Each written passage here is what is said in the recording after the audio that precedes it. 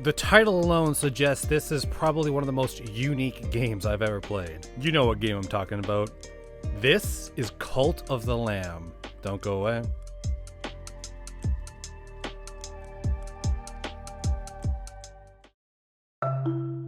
Yeah, Cult of the Lamb. Let alone Lamb. I've never played a game about a cult. And immediately, one of the coolest things about this game is the contrast of game description to how the game actually looks. Okay, just listen to this. On paper, Cult of the Lamb is a game where you can gather followers that will worship you. Those followers, by the way, you can murder, sacrifice, resurrect, all en route to killing 4 gods and eventually the final boss. What a hardcore sounding, grimy game, and it looks like this.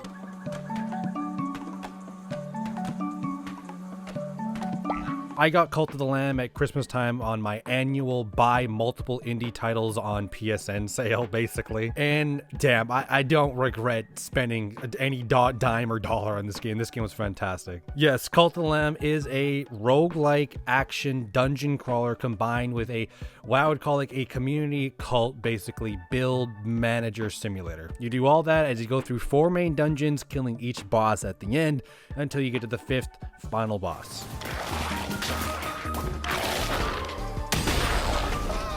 Bingo bango. You play as a lamb and you name your own cult. I named mine Mystery Incorporated after one of the most underrated shows of all time. Don't at me. And you start with nothing. Bare ass land filled with trees, rocks, literally nothing, in one follower who you get to name. Honestly, I just loved naming the followers in this game. You can name him? Randomize appearance traits? But as the days tick by and they go on and on and on, slowly and surely your base builds up, you gain more followers, and before you know it, your base looks like a genuine city little town. This whole time while the days are passing though, you gotta be wary of a couple things. There are 3 things to watch out here in Cult of the Lamb. Your cult can get hungry, okay? Thirsty is not a thing, but hungry is. So you need to have food supply. If you don't have food supply, they will die of starvation. Straight up, they will die. There is a cleanliness bar here, and I think this is a pretty unique one. Your followers will dookie everywhere on the map. And who pooped in the fucking corner? They will also throw up. Dead bodies also count for negative points toward cleanliness, so you gotta really keep up with the upkeep here. But the most important one is faith. How much faith do the followers have in you, the cult leader? If that bar gets too low, you will have dissenters. You will have people who will flip and go, you know what? Screw you. I'm going to try and convince everybody else that you're actually a shitty leader. The faith bar can go down when you die on runs in the dungeon crawler. Maybe you're just straight up neglecting some of them. There are tons of ways that faith can lower and tons of ways that you can raise faith. One of the ways is holding a sermon. You just gather your followers, you do a little speech, blah, blah, blah. But this is really cool because this is actually how you upgrade things here. That's right. The key to upgrading in this game is your followers. Not just how many followers you have, but their loyalty based to you. Scaled on a level from 1 to 5, the higher the loyalty, the more points. Very simple. All of these upgrades translate to your dungeon crawling aspect. Permanently gain half a heart? Yeah, this other shit.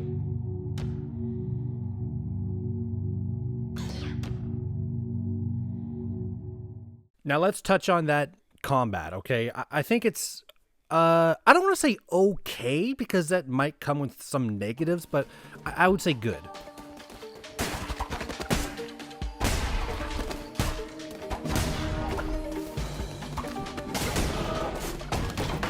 It isn't the most particularly innovative dungeon crawler I've ever seen at all, but for 15 hours, I never once really thought to myself, I'm bored. That is almost entirely because of the variety. Because the actual combat itself is extremely simple. 1 button to dodge, 1 button to attack. Plus 1 other button to use your special stuff. But the variety here is awesome. So you have a good number of main weapons to choose from. You have a blunderbuss, you have a big axe, you have a ginormous hammer. That was my favorite.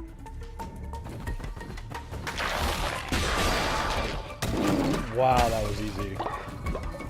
And of course, little daggers and swords. And you also have other variable items. Relics that are rechargeable, and there are a ton of relics. Curses also, I would say, is one of the major parts of combat. Using these actually do cost basically what is mana, so you can't spam it, but there are so many different curses in this game that it really refreshes up the gameplay every time you go back in. On top of that, you add in tarot cards and random generated dungeons, and really for 15 hours, you won't be bored. No matter what, I need resources. So we are heading to the meat shop. Moving over to the presentation side of things, Cult of the Lamb's presentation, you already know what I'm going to say. It's awesome, but I want to say this right off the drop. My favorite thing about presentation in this game is the voice acting. And by voice acting, I mean like someone just stepped up to the mic and was like, what do I say? And the guy was like, I don't know, just make the most random noises humanly possible.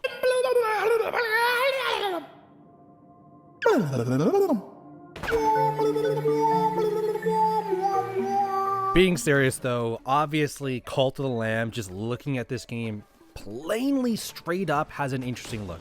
I think it's 2D hand-drawn sprites, but with a bit of a 3D perspective thanks to the camera work. Potentially this was literally the reason I bought this game, is based off the looks.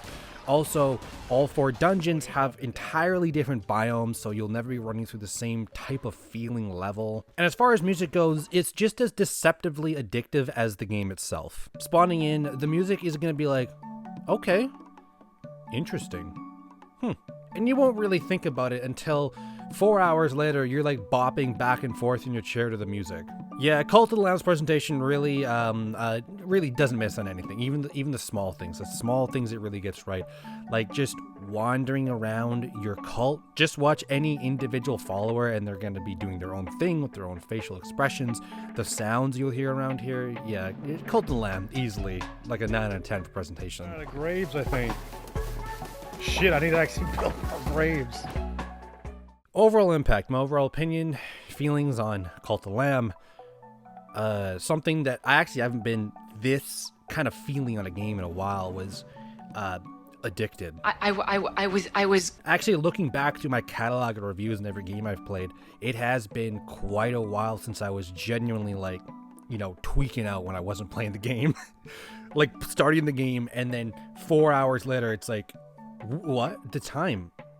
Where the hell did time go? Another thing is, personally for me, my favorite thing about this game above all is the RNG randomness of your followers. What's his problem? He took a fat shit. That's what he did. There's a lot of branches off the main code of followers where they can have fights with each other. Big Thickums and Pimbu started fighting. Where? Yo, knock that shit off! Followers can get sick. Followers can ask for quests, quite a lot honestly, and each quests genuinely made me laugh. What do you want, Big Shaq? What? No! Big Shaq wants to kill himself in honor of my fucking cause. And I will literally lose faith if I decline. He wants to pull a hilarious prank on Tiny Tim? Let's make them eat poop?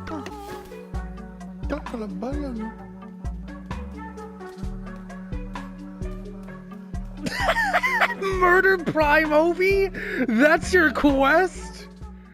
My closing statement on Cult of the Lamb. I don't think you'd have to look too far to find a more deeper game. I don't think Cult of the Lamb does anything innovative in a sense. Like, you really don't have to look far to find a more deeper and complex roguelike dungeon crawler, or a more deeper and complex build management system. But I think that one of a game's superpowers can be that it knows what it is. I think there's a good number of games out there that fall prey to overextending and artificially lengthening its game when its mechanics don't allow that. But for a 15-hour core nucleus of an addicting game that knows what it is, it doesn't overreach, I would highly suggest this game. It is very fun. Cult of the Lamb, 8.5 out of 10.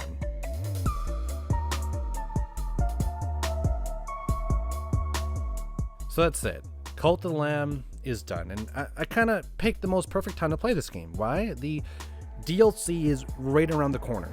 Like, it's right there. So if you like this review and you want to hear more of Cult of the Lamb, I will be playing that DLC. I don't know if I'll play it straight up day one. Depends on what else I'm playing. I know what I'm playing next, though. So stay tuned for Code Vein. That is coming up next. I'm getting through my backlog. I got to get through my backlog until RE9, and then new titles start coming out. So for now, I'm your host, Neat the Mask. I host this review.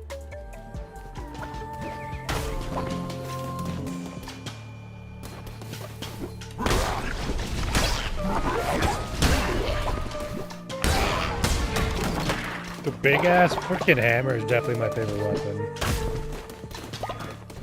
I know you're here to find out the Easter egg soundtrack that I put in at the end of every video, but did you know that I have a Buy Me a Coffee page? A page where you can donate to your favorite YouTube creator. Half of the money that's donated to that page is personally donated back to Child's Play Charity, a charity that's dedicated to supplying games and technology to children in hospitals around the world. So that's that.